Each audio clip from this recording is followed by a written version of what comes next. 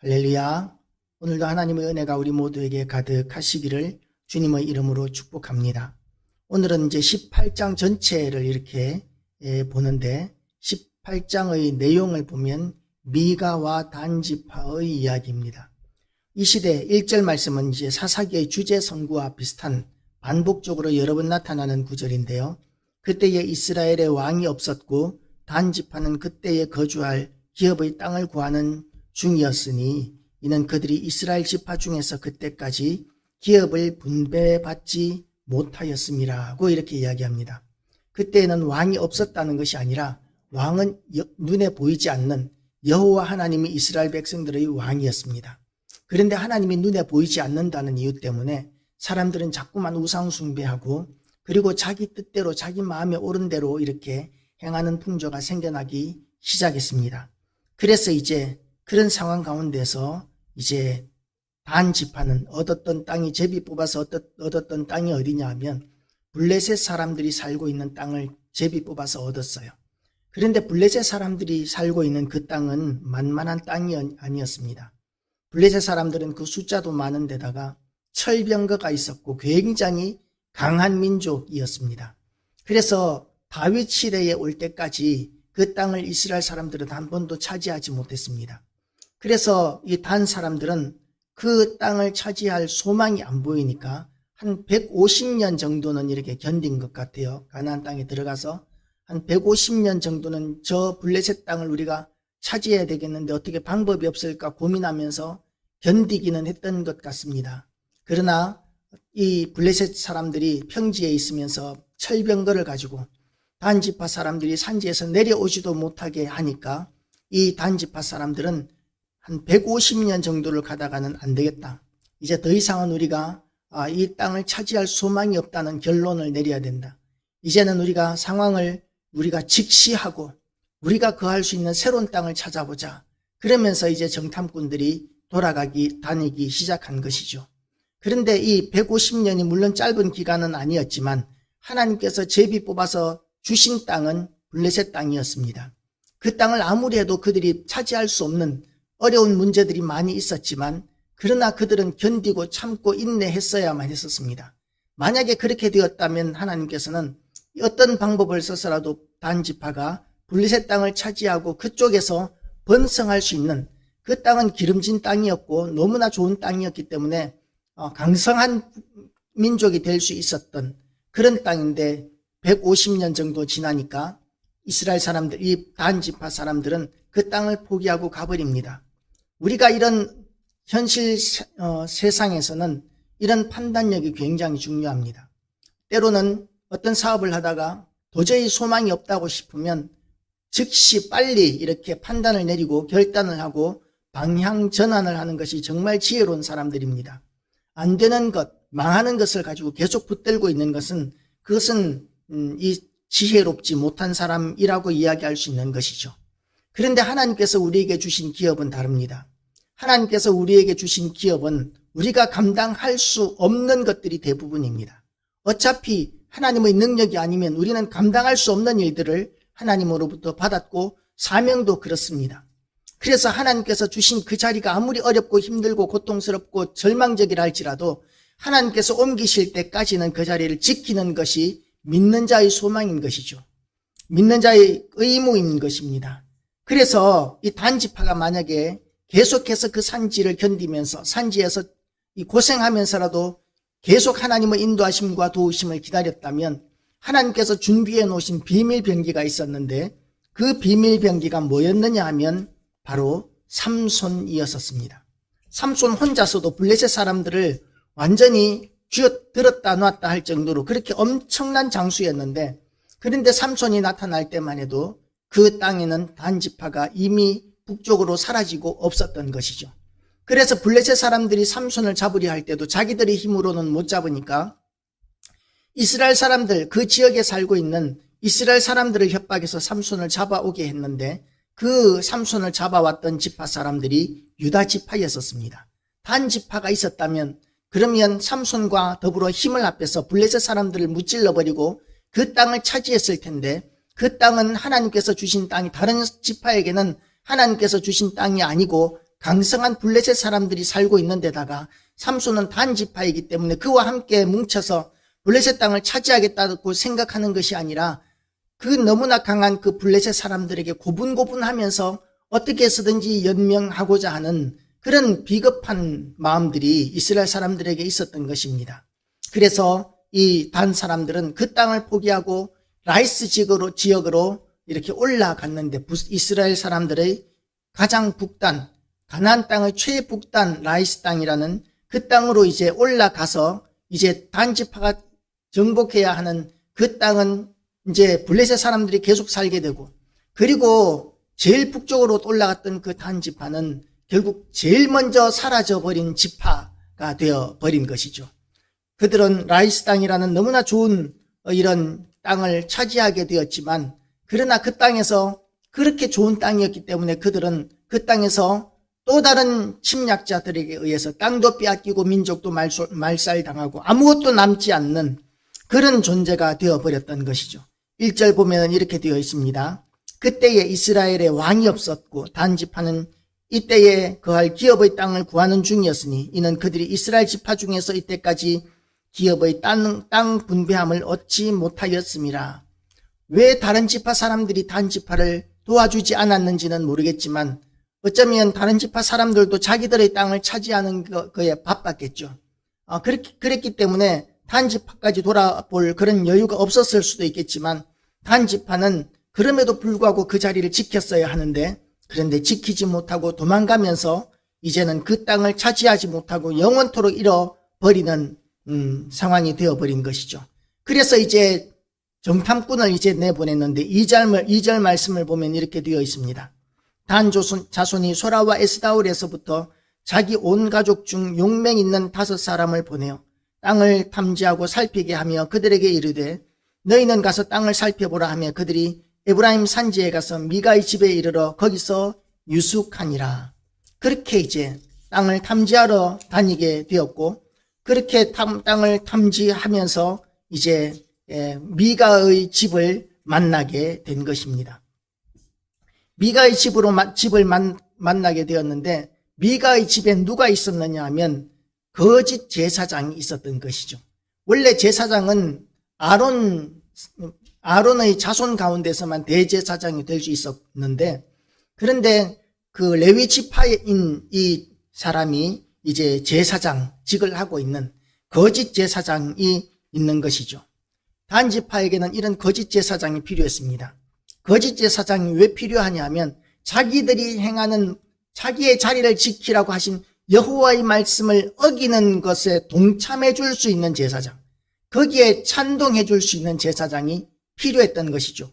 좋은 말만 해줄 수 있는 제사장이 필요했었습니다. 하나님께서는 블레셋 땅에서 단지파가 그곳에서 견디고 정복하고 차지하라고 하셨는데 그거 못할 것 같으니까 이제 이 하나님께서 약속하신 지키라고 하신 빼앗으라고 하신 그 땅을 떠나면서 그 떠나는 것에 대한 명분에 합당한 그 명분을 세워줄 수 있는 제사장이 필요했는데 그 제사장이 미가의 집에 있었다는 것이죠. 미가는 원래는 하나님 앞에서 이렇게 식사를 하다가 식사를 다 하고 나서 밥그릇을 뒤집으면 그러면 이제 밥그릇 밑에 자기가 가야 하는 지명, 그거는 예수의 이야기고, 이스라엘 사람들은 제비를 뽑았어요. 제비를 뽑았는데 이 자기가 제비 뽑은 땅에 가서 그 땅을 지키고 그 땅에서 사명을 감당해야 하는데, 그런데 그곳에서 이제 사사시대가 어떤 시대냐 하면 그 시대는 왕이 없었으므로 사람마다 그 마음에 옳은 대로 행하였더라 하고 하면서 하나님 앞에 11조를 드리지 않는 거예요. 예물을 드리지 않는 거예요. 그러니까 그 당시에 제사장이나 레위인이나 먹고 살 길이 없으니까 먹고 살 수 있도록 이렇게 막 흩어지기 시작합니다. 먹고 살 거 없으면 그 땅에서 농사나 지으면 되지 하겠지만 레위 사람들에게는 하나님께서 농사 지을 땅도 안 주셨습니다. 그러니까 그들은 이제 그 땅에서 먹고 살 수 있는 방법이 없으니까 굶주리고 하다가 이제는 먹고 살 길을 찾아서 흩어지기 시작한 것이 이게 레위기의 상황이었던 것이죠. 그렇게 이 레위인들의 상황 가운데서 이제 이 한 레위인이 미가의 집을 만나게 되었고, 이 미가의 집에서 레위인이라고 하니까 그때 당시 레위인이 아닌 그야말로 미가 집안의 한 형제가 제사장을 하고 있는 그 신당에서 레위인이 오히려 제사장으로서는 자기 형제간보다는 더 합리적이지 않냐, 명분이 있지 않냐. 그래서 이 레위인인 이 소년에게 10세겔을 주면 1년에 주겠다고 하면서 먹을 것과 또한 그 옷과 이런 신발과 이런 것들을 제공해 주면서 이제 자기 집의 제사장이 될 것을 권고합니다. 여태까지 제대로 먹지도 못하고 아무것도 없어서 이렇게 가난하게 흘러다니던, 먹고 살 길을 찾아다니던 이 가난한 이 레위인은 결국 자기에게 보장된 그 안전한 자리, 편안한 자리, 그것을 위해서 자기가 있어야 할 자리를 포기해 버리고 이 미가 집안의 개인 제사장이 되어 버리는 것이죠. 그래서 이 거짓 제사장이 하는 일은 뭐냐면 언제나 좋은 말만 해주게 됩니다. 나쁜 말 해주면 기분 상하게 되고, 그리고 적대감을 가질 수도 있고 적을 만들 수도 있으니까 죽이 되든 밥이 되든 어쨌든 좋은 말만 해주는 것이죠. 지금 이 시대에 많은 설교가가 이렇게 좋은 말만 해주는 설교가들이 참 많은 시대가 되었고, 그래서 우리는 참 온전한 말씀을 듣기가 어려워진 시대가 되기는 했는데, 어쨌든 우리는 하나님의 말씀을 기준으로 제대로 하나님의 말씀을 선포하는 그런 제사장, 그런 목회자를 우리는 만날 필요가 있습니다. 지금 이 단지파에게 있어서는 자기들에게 좋은 말을 해줄 거짓 제사장이 필요했고, 거기에 딱 맞는 사람이 이 미가 집안의 이 제사장이었던 것이죠. 그래서 이 단지파는 이 제사장에게 네가 한 집안의 제사장으로 있는 것이 나으냐, 한 지파의 제사장이 되는 것이 좋으냐, 그 둘 중에 하나를 선택해라, 그렇게 이야기해서는 이 레위인을 포섭하고 꼬드기고, 그리고는 이 미가의 집에서 우상 숭배하기 위하여 만들어 놓았던 모든 성구들을 다 이 귀신의 우상이라든지 이런 에봇이라든지 필요한 모든 것들을 가지고 이제 단지파를 따라 나서게 됩니다. 이러니까 미가의 집에서는 억울한 것이죠. 자기 집에 그 신을 섬김으로 말미암아 자기 집이 복을 받아야 되는데 엄청난 돈을 들여서 챙겨 놓았더니 모든 것들을 단지파가 와서 다 빼앗아가 버리니까 이거 다시 찾겠다고 사람들 모아서 쫓아오지만 단지파의 그 숫자와 그 강성함에 큰 소리 치지도 못하고 이제는 협박을 당하고 오히려 돌아가게 되는 장면을 우리는 보게 됩니다. 그래서 그들이 미가의 집에 가까이 올 때에 레위 소년의 음성을 알아듣고 그리로 돌이켜가서 그에게 이르되 누가 너를 이리로 인도하였으며 내가 여기서 무엇을 하며 여기서 무엇을 얻느냐, 이렇게 이야기하고 6절 말씀을 보면 그 제사장이 그들에게 이르되 평안히 가라, 너희의 행하는 길은 여호와 앞에 있느니라. 하나님께서 너 축복하니까 가면 돼. 하나님께서 축복하신 길은 아니었습니다. 하나님께서는 단지파는 그 블레셋 땅을 끝까지 계속해서 지키고 있어야 한다고 하나님께서는 가르쳐 주셨는데, 명령하셨는데, 지금 편안한 라이스라는 땅으로 가서 그 땅을 차지하겠다고, 하나님께서 주시지 않은 그 땅으로 가겠다고 지금 가고 있는데 여호와께서 너희와 함께 있느니라. 그렇게 여호와께서 길을 예비하셨느니라. 그렇게 이제 축복하고 있는 것이죠. 거짓말하고 있는 것이죠. 그런데 이상하게도 그 말과 같이 맞아 떨어지는 것 같아요. 우리가 점집을 다니는 사람들의 이야기를 보면 야, 그 점쟁이 참 용하더라, 잘 맞더라, 이런 이야기들을 하는 경우를 듣게 되는데요. 이렇게 거짓 선지자도 거짓 제사장도 그리고 점쟁이들도 부분적으로는 맞는 이야기들을 얼마든지 할 수 있습니다. 우리가 논리적으로 합리적으로만 판단해도 우리는 미래에 대해서 어느 정도는 맞추면서 우리는 갈 수 있는 것이죠. 그런데 예수 믿는 사람들은 그렇게 형통한 길을 가는 사람들이 아닙니다. 교회는 형통한 길을 가는 사람들이 아닙니다. 하나님께서 머물러 지키라고 하신 그 자리를 지키고 사명을 감당해야 하는 그 자리에서 사명을 감당하는 것이 교회와 성도들의 역할이어야 한다는 것이죠. 세상의 목표물은 너무 무리하게 이렇게 과대망상을 이렇게 꾸면서 감당할 수 없는 꿈을 꾸는 것은 합당치 않습니다. 조금 무리가 갈 만한, 그렇지만 무리는 가지만 우리가 달성할 수 있을 만한 그 정도의 목표를 세우는 것이 그것이 세상적으로는 지혜롭습니다. 그런데 하나님께서 우리에게 주신 목표는 절대적으로 감당할 수 없는 것이 대부분인데 그런 절대적으로 감당할 수 없는 그런 사명들을 능히 감당할 수 있도록 하나님께서 때를 주시고 능력 주실 때까지 하나님께서 있으라고 하시는 자리를 지키는 것, 이것이 우리의 믿음이고 헌신입니다. 하나님께서는 그런 사람들을 귀하게 여기시는 것이죠.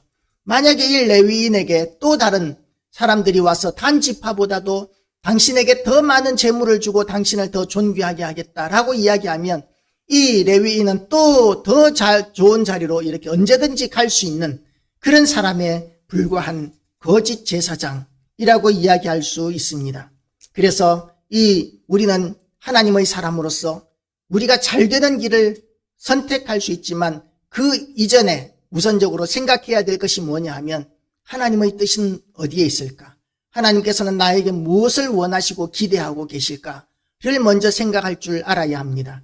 하나님께서 있으라고 하시는 자리, 지키라고 하시는 자리가 비록 메마른 땅이고 광야일 수 있습니다. 그 광야와 같은 시간, 우리의 인생은 얼마 남지 않았는데도 불구하고 하나님께서 있으라고 하시는 자리는 물도 없는, 먹을 것도 없는 메마른 광야, 그야말로 이 곧 죽을 것만 같은 그런 곳에 하나님께서 자리를 지키고 있으라고 명령하실 때도 있습니다. 그러나 목숨을 걸고 우리는 현실적으로 판단하는 것이 아니라 말씀을 붙들고 말씀에 순종하는 삶을 살아야 하는 것이죠. 그래서 하나님께서 복 주실 때까지 기다릴 때 하나님께서는 하나님의 때에 하나님의 은혜를 베풀어 주시고 복을 주시고 하나님께서 형통하게 하시는 그런 경험들을 성도들에게 하게 하시고 하나님께서는 그 일을 통해서 또한 영광 받으시는 하나님이심을 믿으시기 바랍니다. 이 정탐꾼들은 이 거짓 제사장의 말대로 북쪽으로 계속 갔더니 라이스 땅을 발견하게 됩니다. 라이스 땅, 너무나 평안한 땅입니다. 너무나 좋은 땅입니다. 실절 말씀을 다시 보면 이에 5 사람이 떠나 라이스에 이르러 거기 있는 백성을 본즉 염려 없이 거하여 시돈 사람같이 한가하고 평안하니 그 땅에는 권세 잡은 자가 없어서 무슨 일에든지 괴롭게 함이 없고 시돈 사람과 상거가 멀며 아무 사람과도 상종하지 아니함이라. 그냥 자기들끼리 편안하게 그렇게 넉넉하게 안정된 삶을 살고 있는 사람들인 것이죠. 이 사람들은 군대도 없고 이 사람들은 다른 이웃으로부터의 어떤 침략에 대비하는 것도 없습니다. 그냥 우리는 평화가 좋아. 우리는 이 땅에서 그냥 평화롭게 사는 것이 좋아. 그러면서 이 전쟁, 우리는 싸우는 거 싫어. 그러면서 평화롭게만 살고 있었는데 그러나 그 땅도 하나님의 보시기에는 죄악의 땅입니다. 왜냐하면 우상 숭배가 있는 땅이었고 하나님께서 이미 가나안 땅의 모든 족속들에게 그들이 범할 수 있는 모든 죄의 한계를 다 넘어섰기 때문에 그 가나안 땅을 이스라엘 백성들에게 주셨거든요. 그러니까 이 라이스 땅의 사람들도 이미 그 죄의 한계가 하나님의 눈앞에서는 넘어섰기 때문에 그들은 멸망당하는 것이 마땅한 민족이다라고 이렇게 이야기할 수 있는 것이죠. 그곳을 본 정탐꾼들은 이제 돌아가서 그 땅을 이제 차지하자고, 그 땅으로 가자고 이야기합니다. 그들이 소라와 에스다올에 돌아와서 그 형제에게 이르되 형제들이 그들에게 묻되 너희 보기에 어떠하더뇨?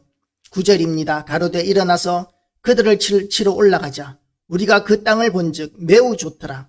너희는 가만히 있느냐? 나아가서 그 땅 얻기를 게을리 말라고 이렇게 이야기합니다. 단지파에게는 2가지 선택권이 생겼어요. 하나는 너무나 쉽게 차지할 수 있는 라이스라는 땅이 있습니다. 그 땅을 차지하는 것이 이제 이스라엘 사람들에게는, 단지파 사람들에게는 제일 쉽고 편안한 길이 될 수 있습니다. 그리고 또 하나는 고생스럽기는 하지만 블레셋 사람들이 살고 있는 이 땅, 도무지 소망이 보이지 않는 그런 땅이지만 그곳에서 그래도 자리를 지키고 있으면서 그 땅을 차지하기 위하여 노력하는 것, 자기들의 인생과 생명을 거는 것, 이것이 이제 단지파의 선택권 가운데 하나입니다. 우리가 일반적으로 세상의 지혜로운 사람들은 당연히 1번이죠. 당연히 첫 번째 이 라이스 땅을 가서 차지하는 것이 훨씬 좋습니다. 그러나 하나님의 방법은 다르다는 것이죠. 하나님께서 주신 방법은 그 땅을 끝까지 지켰을 때 그 땅을 하나님께서 차지하게 하시는 은혜를 주시는 하나님, 신실하신 하나님이십니다. 하나님의 뜻이 무엇이냐를 분별하는 것이 가장 중요합니다. 하나님의 뜻이 아닌 현실적인 판단하는 것은 세상적으로 봐서는 세상 사람들의 기준으로는 지혜롭지만 하나님의 사람들은 그렇지 않다는 것이죠. 제일 우선적으로 되어야 하는 것이 하나님의 사람입니다. 물론 믿음의 사람들이 없지는 않았을 것입니다. 그러나 대부분의 사람들은 더 이상 이제 산지에서 살아가는 이 고생스러운 나날들 이제는 견디기 싫어. 우리가 150년이나 이렇게 기다렸으면 됐지. 얼마나 더 기다리라는 말이야. 라고 이렇게 생각하면서 라이스 땅, 그렇게 어렵지도 않은 땅, 그렇게 좋은 땅 우리가 차지해버리자. 그 땅에서 우리가 번성하자. 그러면서 올라갈 수 있었을 것입니다. 그렇게 결론을 내릴 때까지 이들은 이렇게 가다가 그들이 이제 남쪽 유다 땅에서 진행하다가 지체하게 됩니다. 단 11절 말씀, 11절, 12절 말씀을 보면 단 지파 가족 중 600명이 병기를 띠고 소라와 에스다올에서 출발하여 올라가서 유다 기럇 여아림의 진친이 이름으로 그곳 이름이 오늘까지 마하네단이며 그곳은 기럇 여아림 뒤에 있더라. 마하네다임이라는 이름이 붙었다는 이야기는 뭐냐면 단 지파가 하루 이틀 그곳에 머물렀는 것이 아니라 생각보다 상당히 오랜 시간 동안 그 땅에 머물러서 단 지파 사람들이 그곳에 머물러 있어 진치고 있어 하는 것을 그 주변 사람들이 다 알 정도로 그렇게 오랜 시간 동안 마하네단이라는 곳에 살고 있었다라는 것이죠. 그렇게 살고 있으면서 그들은 어디로 가야 할지 여러 가지 이렇게 고민들을 했을 것입니다. 그런데 이제 결론을 낸 것이 라이스 땅을 차지하자라는 그런 결론을 내리게 된 것이죠. 어쩌면 그들이 원했던 결론은 아니었을지도 모릅니다. 청교도가 처음 이제 배를 타고 아메리카로 갔을 때에 그때의 그 청교도들은 아메리카에 정착할 생각은 안 했다고 합니다. 우리가 잠깐 지금은 이 가톨릭에 의한 또는 왕정에 의한 핍박이 너무 극심하니까 우리가 이거 잠깐 피했다가 좀 상황이 좋아지면 돌아가야지 하는 마음으로 아메리카에 갔었다고 합니다.